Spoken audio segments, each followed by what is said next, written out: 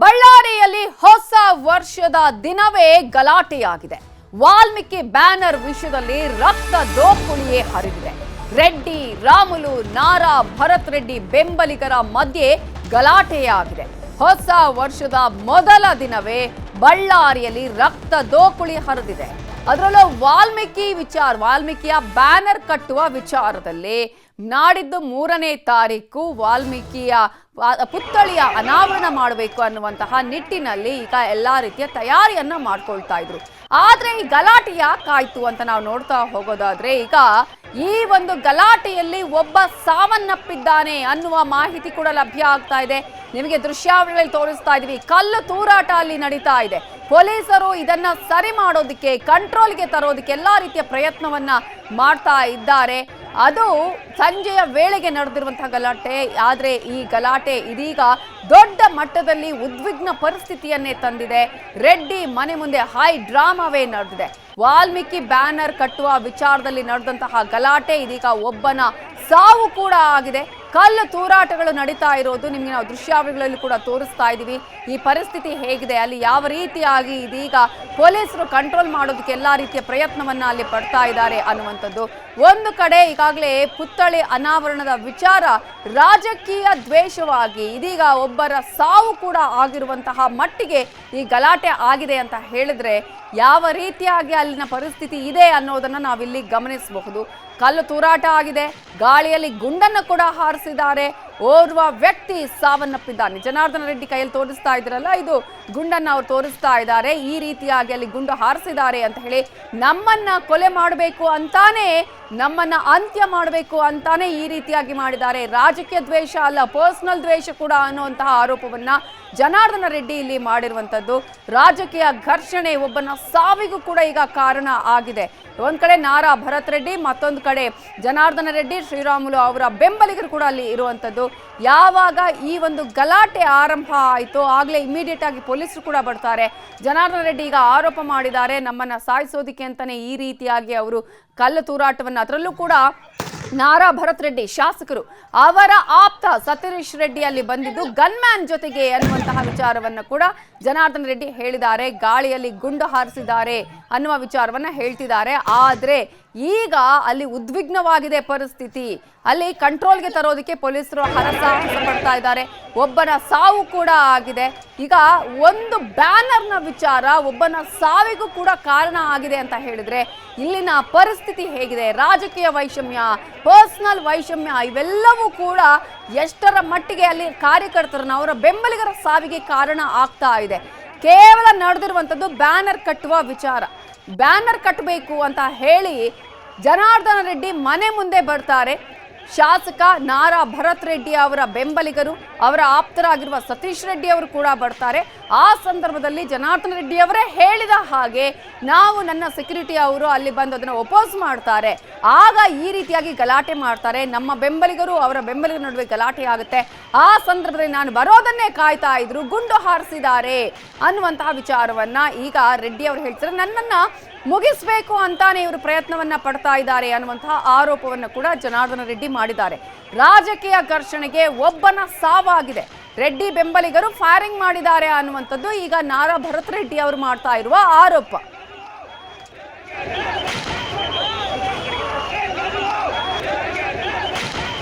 ಈಗಾಗಲೇ ಜನಾರ್ದನ ರೆಡ್ಡಿ ಮಾಧ್ಯಮಗಳ ಜೊತೆ ಮಾತಾಡಿದ್ರು. ಜೊತೆಗೆ ನಾನು ದೂರನ್ನು ಕೊಡ್ತೀನಿ ಅಂತಾನು ಕೂಡ ಹೇಳಿದ್ದಾರೆ. ನಾನು ಗಂಗಾವತಿಯಿಂದ ಬರ್ತಾ ಇದ್ದಿದ್ದನ್ನೇ ಕಾದು ಕೂತಿದ್ರು. ಅಟ್ಯಾಕ್ ಮಾಡೋದಕ್ಕೆ ಅವರು ಅಲ್ಲಿ ತಯಾರಾಗಿದ್ರು. ಕಾದು ಅಟ್ಯಾಕ್ ಮಾಡಿದ್ದಾರೆ. ನನ್ನ ಹತ್ಯೆಗೆ ಕಾಂಗ್ರೆಸ್ ಶಾಸಕ ಸಂಚನ್ನ ರೂಪಿಸಿದ್ದಾರೆ ಅಂತ ಜನಾರ್ದನ ರೆಡ್ಡಿ ಆರೋಪವನ್ನ ಮಾಡಿದ್ದಾರೆ. ಶಾಸಕ ನಾರಾ, ಭರತ್ ರೆಡ್ಡಿ ವಿರುದ್ಧ ಜನಾರ್ದನ ರೆಡ್ಡಿ ತೀವ್ರ ಆಕ್ರೋಶವನ್ನ ವ್ಯಕ್ತಪಡಿಸಿದ್ದಾರೆ, ಹೊರ ಹಾಕಿದ್ದಾರೆ. ಅಭಿವೃದ್ಧಿ ಕೆಲಸಗಳಲ್ಲಿ ವೈಫಲ್ಯ ಆಗಿ ಈ ನಗರ ಶಾಸಕ ಅವರಪ್ಪ ನಾರಾಯಣ ರೆಡ್ಡಿ ಇಬ್ಬರು ಕ್ರಿಮಿನಲ್ಸ್. ನಿಮಗೆಲ್ಲ ಗೊತ್ತಿದೆ ಗೌಡ, ಬಳ್ಳಾರಿ ರಾಜಕಾರಣ ಈ ಕ್ರಿಮಿನಲ್ಸ್ ಅನಾವಶ್ಯಕವಾಗಿ ಅವನು ಸಿಟಿಯಲ್ಲಿ ಡೆವಲಪ್ಮೆಂಟಲ್ಲಿ ಫೇಲ್ಯೂರ್ ಆಗಿಬಿಟ್ಟು ಮನೆ ಮೇಲೆ ಬಂದು ರೌಡಿಗಳನ್ನ ಕಳಿಸಿ ಪೋಸ್ಟರ್ ನೆಪದಲ್ಲಿ ಇಲ್ಲಿರುವಂಥವ್ರೆಲ್ಲರೂ ಹೊಡೆದು ಬಡಿದು ಇಲ್ಲಿ ಶ್ರೀರಾಮುಲು ಅವರು ಗೊತ್ತಾಗಿ ಪೊಲೀಸರನ್ನು ಕರೆಸಿ ಶ್ರೀರಾಮುಲು ಬಂದ ಅರ್ಥ ಆಯ್ತು. ಅವನು ಅನಾವಶ್ಯಕವಾಗಿ ಇಸ್ರಾಂಲು ಹೋಗಂತಂದ್ರೂ ಕೂಡ ಅವನು ಹೋಗಲಿಲ್ಲ. ಪೊಲೀಸರು ಕೂಡ ಸುಮ್ಮನೆ ಕೈ ಕಟ್ಕೊಂಡು ಕುಂತಿದ್ರು.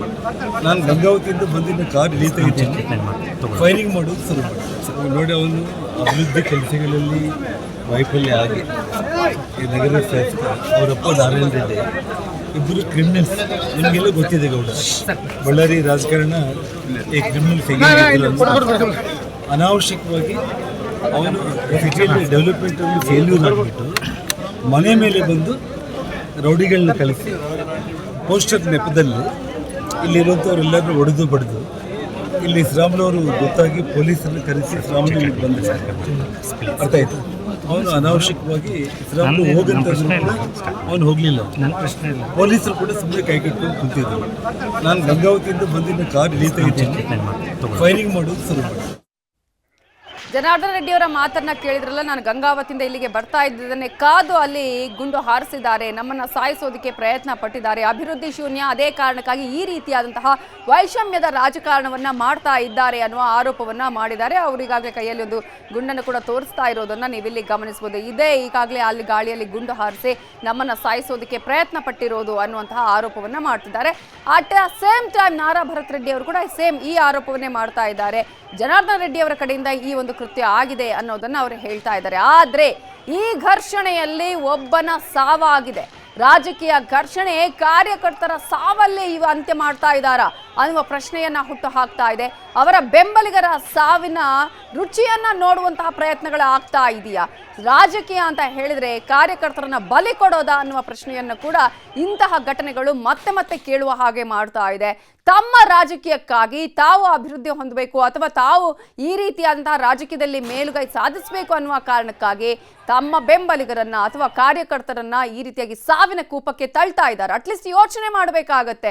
ಗಲಾಟೆ ಮಾಡುವ ಸಂದರ್ಭದಲ್ಲೋ ಅಥವಾ ಯಾವುದಾದ್ರೂ ಒಂದು ರೀತಿಯಲ್ಲಿ ಇದರ ಹಿನ್ನೆಲೆಯನ್ನ ಇಟ್ಕೊಂಡು ಮಾಡೋದಾದ್ರೆ ಏನ್ ಮಾಡ್ತಾ ಇದ್ದೀವಿ ಅನ್ನೋದನ್ನ ಯೋಚನೆ ಮಾಡಬೇಕು. ಆರೋಪ ಪ್ರತ್ಯಾರೋಪ ಗಲಾಟೆಗಳು ಅಲ್ಲಿ, ಅದರಲ್ಲೂ ಕೂಡ ಕಲ್ಲು ತೂರಾಟವನ್ನ ಮಾಡ್ತಾ ಇದ್ದಾರೆ. ಕಲ್ಲು ತೂರಾಟವನ್ನ ಮಾಡುವಂತಹ ಸಂದರ್ಭದಲ್ಲಿ ಪೊಲೀಸರಿಗೆ ಕಂಟ್ರೋಲ್ಗೆ ಸಿಗ್ತಾ ಇಲ್ಲ. ಆ ರೀತಿಯಾದಂತಹ ಪರಿಸ್ಥಿತಿ ಇದೆ, ಅಲ್ಲಿ ಉದ್ವಿಗ್ನಗೊಂಡಿದೆ ಪರಿಸ್ಥಿತಿ, ಯಾರು ಕೂಡ ಕೇಳುವಂತಹ ಪರಿಸ್ಥಿತಿಯಲ್ಲಿಲ್ಲ. ಆದ್ರೆ ಇದೀಗ ಒಬ್ಬನ ಸಾವು ಕೂಡ ಆಗಿದೆ. ಹಾಗಾದ್ರೆ ಇವರ ಬ್ಯಾನರ್ ಕಟ್ಟುವಂತಹ ವಿಚಾರ ಈ ರೀತಿಯಾಗಿ ಒಬ್ಬರ ಸಾವಿಗೆ ಕಾರಣ ಆಗತ್ತೆ ಅಂತ ಹೇಳಿದ್ರೆ ಇವರು ಯಾವ ರೀತಿಯಾಗಿ ರಾಜಕೀಯವನ್ನ ಮಾಡ್ಕೊಂಡು ಬರ್ತಾ ಇದ್ದಾರೆ ನಾವೀಗಾಗಲೇ ಗಮನಿಸ್ತಾ ಇದೀವಿ. ಬಳ್ಳಾರಿಯಲ್ಲಿ ಯಾವತ್ತಿಗೂ ಕೂಡ ಇಂತಹ ಒಂದಷ್ಟು ಗಲಾಟೆಗಳು, ಕೃತ್ಯಗಳು, ಆರೋಪ ಪ್ರತ್ಯಾರೋಪಗಳು ನಡೀತಾನೆ ಇರೋದು ಈ ಹಿಂದಿನಿಂದಲೂ ಕೂಡ ನೋಡಿದೀವಿ. ಇದೀಗ ಅದರ ಮುಂದುವರಿದ ಭಾಗ ಅಂತಾನೆ ಹೇಳಬೇಕಾಗತ್ತೆ. ಈಗಾಗಲೇ ಜನಾರ್ದನ ರೆಡ್ಡಿ ಅವರು ಆರೋಪವನ್ನ ಮಾಡ್ತಾ ಇದ್ದಾರೆ. ಅವರ ಬ್ಯಾಕ್ಗ್ರೌಂಡ್ ನಾರಾ ಭರತ್ ರೆಡ್ಡಿ ಆಗಲಿ ಅವರ ತಂದೆಯವರ ಬ್ಯಾಕ್ಗ್ರೌಂಡ್ ನಿಮ್ಗೆಲ್ರಿಗೂ ಕೂಡ ಗೊತ್ತಿದೆ. ಅವರು ಕ್ರಿಮಿನಲ್ ಬ್ಯಾಕ್ಗ್ರೌಂಡ್ ಅವರು ಅನ್ನುವಂಥ ವಿಚಾರವನ್ನು ಹೇಳ್ತಿದ್ದಾರೆ. ಆದರೆ ಬಳ್ಳಾರಿ ಅಂತ ಹೇಳಿದಂತಹ ಸಂದರ್ಭದಲ್ಲೇ ಇಂತಹ ವಿಚಾರಗಳು ಮುನ್ನೆಲೆಗೆ ಬರೋದು, ಅಲ್ಲಿ ಅಭಿವೃದ್ಧಿ ಆಗಿರ್ಬೋದು ಅಥವಾ ಇನ್ನಿತರ ವಿಚಾರಗಳು ಅಲ್ಲ, ಈ ತರದ ಕ್ರಿಮಿನಲ್ ವಿಚಾರಗಳು ಆಗಿರ್ಬೋದು, ಕ್ರಿಮಿನಲ್ ಕೇಸ್ ಇರುವಂಥದ್ದು, ಜೊತೆಗೆ ಯಾರ್ಯಾರು ಈ ರೀತಿಯಾಗಿ ಹಿಂದೆ ಏನೇನು ಮಾಡಿದ್ರು ಇವೆಲ್ಲವೂ ಕೂಡ ಮುನ್ನೆಲೆಗೆ ಬರುತ್ತೆ. ಇದೀಗ ರೆಡ್ಡಿ ಮತ್ತು ನಾರಾ ಟೀಮ್ ನಡುವೆ ನಡೆದಂತಹ ಫೈಟ್ ಅಲ್ಲಿ ಒಬ್ಬನ ಸಾವಾಗಿದೆ. ನಿಮಗೆ ನಾವು ದೃಶ್ಯಾವಳಿಗಳನ್ನು ಕೂಡ ತೋರಿಸ್ತಾ ಇದ್ದೀವಿ. ಅಲ್ಲಿನ ಪರಿಸ್ಥಿತಿ ಹೇಗಿದೆ ಅನ್ನುವಂಥದ್ದು ಕೇವಲ ಒಂದು ಬ್ಯಾನರ್ ಕಟ್ಟುವ ವಿಚಾರ. ಆ ಬ್ಯಾನರ್ ಕಟ್ಟೋದಿಕ್ಕೆ ನಾರಾ ಭರತ್ ರೆಡ್ಡಿಯ ಆಪ್ತ ಸತೀಶ್ ರೆಡ್ಡಿ ಗನ್ಮ್ಯಾನ್ಗಳ ಜೊತೆ ಬಂದಿದ್ರು. ಆ ಸಂದರ್ಭದಲ್ಲಿ ರೆಡ್ಡಿ ಸೆಕ್ಯೂರಿಟಿ ಅವರು, ಅಂದ್ರೆ ಸೆಕ್ಯೂರಿಟಿ ಗಾರ್ಡ್ ಅಲ್ಲಿ ಏನಿರ್ತಾರೆ ಮನೆ ಮುಂದೆ, ಅಂದ್ರೆ ಮನೆ ಮುಂದೆನೆ ಕಟ್ಟಬೇಕು ಅನ್ನುವಂತಹ ಪ್ರಯತ್ನವನ್ನ ಇವರು ಮಾಡ್ತಾರೆ ಅನ್ನೋದನ್ನ ರೆಡ್ಡಿ ಈಗ ಹೇಳ್ತಾ ಇರುವಂತದ್ದು. ಅದಕ್ಕೆ ಅಲ್ಲಿ ಅಪೋಸ್ ಮಾಡ್ತಾರೆ. ಆ ಸಂದರ್ಭದಲ್ಲಿ ಶ್ರೀರಾಮುಲುಗೆ ಅದರ ಬಗ್ಗೆ ಮಾಹಿತಿ ಸಿಗುತ್ತೆ, ಪೊಲೀಸರಿಗೂ ಕೂಡ ಅವರು ಇನ್ಫಾರ್ಮ್ ಮಾಡ್ತಾರೆ. ಆ ಸಂದರ್ಭದಲ್ಲಿ ದೊಡ್ಡ ಮಟ್ಟದ ಗಲಾಟೆ ಆಗುತ್ತೆ. ರೆಡ್ಡಿ ಬರ್ತಾ ಇರೋದನ್ನೇ ಕಾದಂತಹ ನಾರಾ ಭರತ್ ರೆಡ್ಡಿ ಆಪ್ತ ಅಲ್ಲಿ ಗುಂಡನ್ನ ಹೊಡಿತಾರೆ, ಅಂದ್ರೆ ಹೇಳಿದ್ರೆ ಗಾಳಿಯಲ್ಲಿ ಗುಂಡು ಹಾರಿಸ್ತಾರೆ ಅನ್ನುವಂತಹ ವಿಚಾರವನ್ನ ರೆಡ್ಡಿ ಈಗ ಹೇಳ್ತಾ ಇರೋದು. ನಮ್ಮನ್ನ ಸಾಯಿಸೋದಿಕ್ಕಂತಾನೆ ಇವರು ಪ್ಲಾನ್ ಅನ್ನ ಮಾಡ್ಕೊಂಡಿದ್ದಾರೆ, ಆ ರೀತಿಯ ಸಂಚನ್ನ ಮಾಡಿದ್ದಾರೆ ಶಾಸಕರು ಅನ್ನುವಂತಹ ನೇರ ಆರೋಪವನ್ನ ಜನಾರ್ದನ ರೆಡ್ಡಿ ಮಾಡ್ತಾ ಇದ್ದಾರೆ. ಈಗ ಅಲ್ಲಿ ಒಬ್ಬನ ಸಾವಾಗಿದೆ. ಇವರ ರಾಜಕೀಯಕ್ಕೋಸ್ಕರ, ಇವರ ಈ ಒಂದು ರೀತಿಯಾದಂತಹ ರಾಜಕೀಯ ತೆವಲಿಗೋಸ್ಕರ ಅಲ್ಲಿ ಕಾರ್ಯಕರ್ತರನ್ನ ಬಲಿ ಕೊಡ್ತಾ ಇದ್ದಾರೆ, ಬೆಂಬಲಿಗರನ್ನ ಸಾಯಿಸ್ತಾ ಇದ್ದಾರೆ. ಈಗ ಇದು ಯಾವ ರೀತಿಯಾಗಿದೆ ಅಂತ ಹೇಳಿದ್ರೆ, ಯಾವುದೋ ಒಂದು ಬ್ಯಾನರ್ ಕಟ್ಟುವ ವಿಚಾರನ, ಪುತ್ಥಳಿಯ ಅನಾವರಣ ಮಾಡೋದಕ್ಕೆ ಹೋಗುವಂತಹ ವಿಚಾರ ಒಬ್ಬರ ಸಾವಿಗೆ ಕಾರಣ ಆಗುತ್ತೆ ಅಂತ ಹೇಳಿದ್ರೆ ಇವರ ರಾಜಕೀಯ ಎಷ್ಟರ ಮಟ್ಟಿಗೆ ಅಲ್ಲಿ ನಡೀತಾ ಇದೆ ಅನ್ನೋದನ್ನ ನಾವಿಲ್ಲಿ ಗಮನಿಸಬಹುದು. ರೆಡ್ಡಿ ನಾರಾ ಬೆಂಬಲಿಗರ ನಡುವೆ ನಡೆದಂತಹ ಗಲಾಟೆಯಲ್ಲಿ ಇದೀಗ ಒಬ್ಬನ ಪ್ರಾಣ ಪಕ್ಷಿಯೇ ಹಾರಿ ಹೋಗಿದೆ. ಸಂಜೆ ವೇಳೆಗೆ ನಡೀತಾ ಇರುವಂಥದ್ದು. ಈಗಲೂ ಕೂಡ ಪರಿಸ್ಥಿತಿ ಉದ್ವಿಗ್ನ ಆಗಿದೆ. ಅಲ್ಲಿ ರಾಜಕೀಯ ಘರ್ಷಣೆ ನಡೀತಾನೆ ಇದೆ. ಪೊಲೀಸರಿಗೆ ಕಂಟ್ರೋಲ್ ಮಾಡೋದಕ್ಕೆ ಸಾಧ್ಯ ಇಲ್ಲ. ರಕ್ತ ರಾಜಕೀಯ ಬಳ್ಳಾರಿಯಲ್ಲಿ ಮತ್ತೆ ಮತ್ತೆ ಮುಂದುವರಿತಾನೆ ಇದೆ. ಈ ಹಿಂದಿನಿಂದಲೂ ಕೂಡ ಗಮನಿಸ್ತಾ ಇದ್ವಿ ಬಳ್ಳಾರಿಯ ಪರಿಸ್ಥಿತಿ ಏನು, ಬಳ್ಳಾರಿ ಯಾವ ರೀತಿ ಇದೆ, ಆದರೆ ಶಾಂತ ಸ್ಥಿತಿಯಲ್ಲಿ ಇದೆಯಾ ಅನ್ನುವಂತಹ ಒಂದಷ್ಟು ಪ್ರಶ್ನೆಗಳನ್ನು ಹುಟ್ಟಾಗ್ತದೆ. ಈಗ ನೀವು ದೃಶ್ಯಗಳಲ್ಲಿ ತೋರಿಸ್ತಾ ಇದೀವಲ್ಲ, ರಾಮುಲು ಹಾಗೇನೆ ನಾರಾ ಭರತ್ ರೆಡ್ಡಿ ನಡುವೆ ನೇರ ವಾಗ್ವಾದ ಕೂಡ ಅಲ್ಲಿ ಆಗ್ತಾ ಇರುವಂಥದ್ದು. ಅಲ್ಲಿ ದೊಡ್ಡ ಮಟ್ಟದಲ್ಲಿ ಮಾಬ್ ಕೂಡ ಬಂದಿದೆ, ಅವರ ಬೆಂಬಲಿಗರು ಬಂದಿದ್ದಾರೆ, ಕಾರ್ಯಕರ್ತರುಗಳು ಅಲ್ಲಿ ಬಂದಿದ್ದಾರೆ. ಈ ಸಂದರ್ಭದಲ್ಲಿ ಗಲಾಟೆಗಳಾಗಿದೆ, ಮಾತಿನ ಚಕಮಕಿ ಆಗಿದೆ, ಕಲ್ಲು ತೂರಾಟ ಕೂಡ ಅಲ್ಲಿ ಆಗಿದೆ. ಬ್ಯಾನರ್ ಕಟ್ಟುವ ವಿಚಾರ ಅಲ್ಲಿ 3ನೇ ತಾರೀಕು, ಈ ವಿಚಾರ ಇಷ್ಟೇ, 3ನೇ ತಾರೀಕು ವಾಲ್ಮೀಕಿಯ ಪುತ್ಥಳಿ ಅನಾವರಣ ಆಗಬೇಕು. ಆ ಒಂದು ಅನಾವರಣದ ಸಂದರ್ಭದಲ್ಲಿ ಈಗಾಗಲೇ ಎಲ್ಲ ಕಡೆ ಬ್ಯಾನರ್ಗಳನ್ನ ಬಂಟಿಂಗ್ಸ್ಗಳನ್ನ ಕಟ್ತಾರೆ. ಆದರೆ ಇವರು ಇಲ್ಲಿ ರೆಡ್ಡಿ ಮನೆ ಮುಂದೆ ಕಟ್ಟೋದಕ್ಕೆ ಪ್ರಯತ್ನವನ್ನ ಪಟ್ರು ಅನ್ನೋದು ಜನಾರ್ದನ ರೆಡ್ಡಿಯವರ ಮಾತಾಗಿದೆ. ಅವರು ಹೇಳ್ತಾ ಇರುವಂಥದ್ದು, ನಮ್ಮ ಮನೆ ಮುಂದೆ ಕಟ್ಟೋದಕ್ಕೆ ಬಂದಂತಹ ಸಂದರ್ಭದಲ್ಲಿ ಅಲ್ಲಿ ಸೆಕ್ಯೂರಿಟಿ ಅವರು ಅದನ್ನ ಆಕ್ಷೇಪ ವ್ಯಕ್ತಪಡಿಸ್ತಾರೆ, ಹೇಳ್ತಾರೆ, ನಮ್ಮ ಬೆಂಬಲಿಗರು ಕೂಡ ಬರ್ತಾರೆ, ಯಾಕೆ ಅಲ್ಲಿ ಕಟ್ತೀರಿ ಅಂತ ಕೇಳ್ತಾರೆ. ಆಗ ದೊಡ್ಡ ಮಟ್ಟದಲ್ಲಿ ಕಲ್ಲು ತೂರಾಟವನ್ನು ಕೂಡ ಮಾಡ್ತಾರೆ, ಗಲಾಟೆ ಮಾಡ್ತಾರೆ. ನಾನು ಬರುವಂತಹ ಸಂದರ್ಭದಲ್ಲಿ ಗಾಳಿಯಲ್ಲಿ ಗುಂಡು ಹಾರಿಸುವ ಕೆಲಸ ಆಗುತ್ತೆ, ಸಾಯಿಸಬೇಕು ಅಂತಾನೆ ಇವರು ಪ್ರಯತ್ನ ಪಟ್ಟಿರೋದು ಅನ್ನೋದನ್ನ ಜನಾರ್ದನ್ ರೆಡ್ಡಿ ಹೇಳ್ತಾರೆ. ಈಗಾಗಲೇ ಅವರು ಪೊಲೀಸರ ವೈಫಲ್ಯದ ಬಗ್ಗೆ ಕೂಡ ರೆಡ್ಡಿ ಮಾತಾಡ್ತಿದ್ದಾರೆ.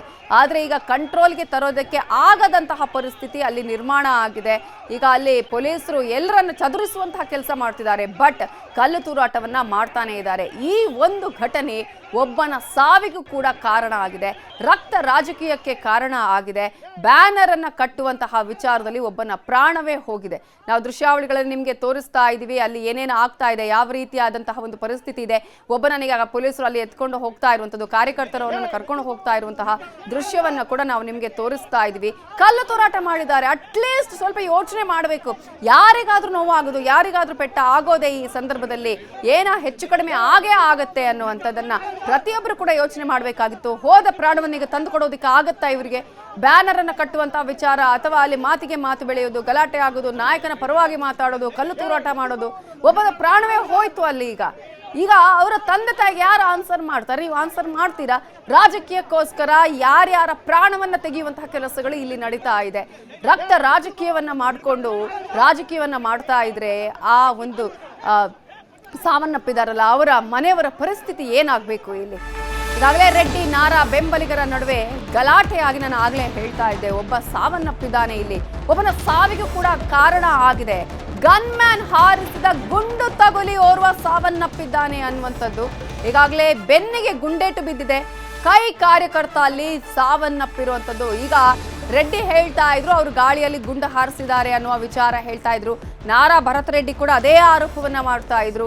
ಬಹಳ ಇಲ್ಲಿ ಒಂದು ರೀತಿಯಲ್ಲಿ ನಾವು ಹೇಳ್ತಾ ಇದ್ವಿಲ್ಲ, ಪರಿಸ್ಥಿತಿ ಇಲ್ಲಿ ವಿಕೋಪಕ್ಕೆ ತಿರುಗಿದೆ, ಉದ್ವಿಗ್ನ ಪರಿಸ್ಥಿತಿಗೆ ಕಾರಣ ಆಗಿದೆ. ಇಲ್ಲಿ ಕಾಂಗ್ರೆಸ್ ಕಾರ್ಯಕರ್ತ ಈಗ ಸಾವನ್ನಪ್ಪಿದ್ದಾನೆ. ಇಲ್ಲಿ ಆತನ ಬೆನ್ನಿಗೆ ಗುಂಡೇಟು ಬಿದ್ದಿದೆ,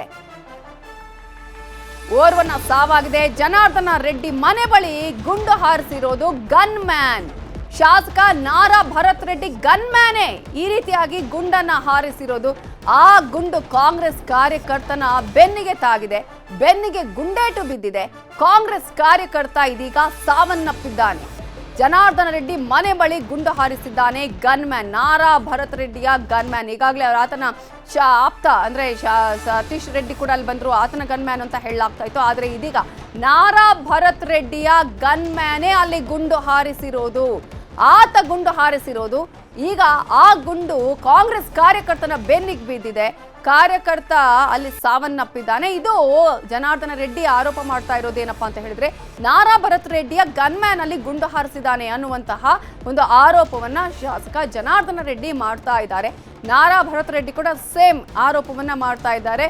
ಶಾಸಕ ಜನಾರ್ದನ ರೆಡ್ಡಿ ಈ ರೀತಿಯಾಗಿ ಗಾಳಿಯಲ್ಲಿ ಗುಂಡು ಹಾರಿಸಿದ್ದಾರೆ ಅನ್ನುವಂತಹ ವಿಚಾರವನ್ನು ಕೂಡ ಹೇಳ್ತಾ ಇದ್ದಾರೆ. ಇದೀಗ ರೆಡ್ಡಿ ಮನೆ ಬಳಿ ಗುಂಡು ಹಾರಿಸಿದ್ದಾನೆ ಗನ್ ಮ್ಯಾನ್ ಅನ್ನುವ ಆರೋಪವನ್ನ ಮಾಡ್ತಾನೆ ಜನಾರ್ದನ ರೆಡ್ಡಿ. ಆ ಒಂದು ಗುಂಡನ್ನು ಕೂಡ ತೋರಿಸಿದ್ದಾರೆ. ನೋಡಿ, ಇಲ್ಲಿ ಬುಲೆಟ್ ಇದೆ ನೋಡಿ, ನಮ್ಮನ್ನ ಸಾಯಿಸೋದಕ್ಕೆ ಪ್ರಯತ್ನ ಪಟ್ಟಿದ್ದಾರೆ ಅಂತ ಹೇಳಿ ಕೈಯಲ್ಲಿ ಅದನ್ನ ತೋರಿಸಿದ್ದಾರೆ. ನಮ್ಮನ್ನ ಸಾಯಿಸೋದಕ್ಕೆ ಅಂತ ಇವರು ಪ್ರೀ ಪ್ಲಾನ್ ಮಾಡ್ಕೊಂಡಿದ್ರು ಅನ್ನುವಂತಹ ವಿಚಾರವನ್ನ ಕೂಡ ಹೇಳಿದ್ದಾರೆ. ಆದ್ರೆ ಜನಾರ್ದನ ರೆಡ್ಡಿ ಮಾಡಿರುವಂತಹ ಈ ಒಂದು ಆರೋಪಕ್ಕೆ ನಾರಾ ಭರತ್ ಕೂಡ ಸೇಮ್ ಪ್ರತ್ಯಾರೋಪವನ್ನ ಮಾಡ್ತಾ ಇದ್ದಾರೆ. ಇದೇ ಅಲಿಗೇಷನ್ ಅನ್ನ ಜನಾರ್ದನ ರೆಡ್ಡಿಯ ಮೇಲೆ ಹಾಕ್ತಾ ಇದ್ದಾರೆ. ಒಬ್ಬನ ಪ್ರಾಣ ಹೋಗಿದೆ ಈಗ ಈ ಗಲಾಟೆಯಲ್ಲಿ. ಯಾರು ಮಾಡಿದ್ರು, ಏನು ಮಾಡಿದ್ರು, ಯಾವ ಕಾರಣಕ್ಕಾಗಿ ಗುಂಡು ಹಾರಿಸಿದ್ರು, ಅಷ್ಟು ಮಟ್ಟಿಗೆ ಇವರೇ ಈ ಗಲಾಟೆ ಆಗೋದಕ್ಕೆ ಯಾಕೆ ಬಿಟ್ಟರು. ಈಗ ಅಲ್ಲಿ ಸಾಕಷ್ಟು ಸಂಖ್ಯೆಯಲ್ಲಿ ಜನರಿದ್ದಾರೆ. ಒಂದು ಕಡೆ ನಾರಾ ಭರತ್ ರೆಡ್ಡಿಯ ಬೆಂಬಲಿಗರಿದ್ದಾರೆ, ಕಾಂಗ್ರೆಸ್ ಕಾರ್ಯಕರ್ತರಿದ್ದಾರೆ, ಜನಾರ್ದನ ರೆಡ್ಡಿ ಅವರ ಬೆಂಬಲಿಗರು ಆಪ್ತರಿದ್ದಾರೆ, ಶ್ರೀರಾಮುಲು ಅವರ ಬೆಂಬಲಿಗರು ಆಪ್ತರಿದ್ದಾರೆ. ಈಗ ಸಾಕಷ್ಟು ಸಂಖ್ಯೆಯಲ್ಲಿ ನಡೆದಿದ್ದಾರೆ. ರಕ್ತ ರಾಜಕೀಯಕ್ಕೆ ಇದೀಗ ಮತ್ತೊಮ್ಮೆ ಬಳ್ಳಾರಿ ಇದೀಗ ಕಾರಣ ಆಗಿರೋದನ್ನು ನಾವು ಗಮನಿಸ್ತಾ ಇದ್ದೀವಿ. ರಕ್ತ ರಾಜಕೀಯಕ್ಕೆ ಸಾಕ್ಷಿ ಆಗ್ತಾ ಇದೆ ಬಳ್ಳಾರಿ. ಈ ಹಿಂದೆ ಗಣಿಯ ವಿಚಾರಕ್ಕೆ ಸಂಬಂಧಪಟ್ಟ ಹಾಗೆ ನಾವು ನೋಡ್ತಾ ಇದ್ವಿ, ಅದರಲ್ಲೂ ಕೂಡ ದ್ವೇಷದ ರಾಜಕಾರಣದ ಬಗ್ಗೆ ನಾವು ನೋಡ್ತಾ ಇದ್ವಿ. ಆದ್ರೆ ಈಗ ಮತ್ತೊಮ್ಮೆ ಅದು ಸಾಬೀತಾಗುವ ರೀತಿಯಲ್ಲಿ ಈ ತರದ ಘಟನೆಗಳು ನಡೀತಾ ಇರೋದು.